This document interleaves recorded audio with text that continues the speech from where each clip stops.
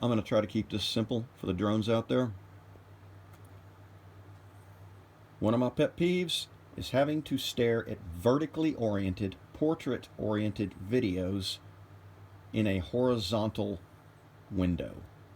Our eyes and our brains are not designed to work in vertical orientation. It's real simple.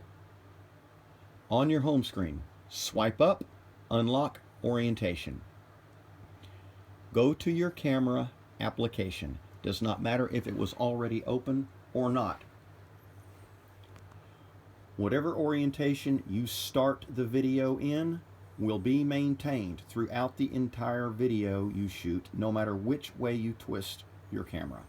It's going to stay there.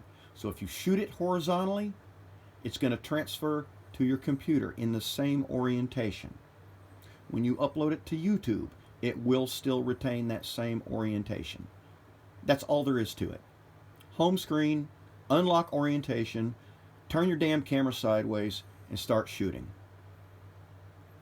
I don't care if somebody thinks I'm a dick. A lot of people already know I'm a dick. I'm just sick of watching poorly shot videos. So have some decency, and if you want to upload something useful for people, then shoot a good video.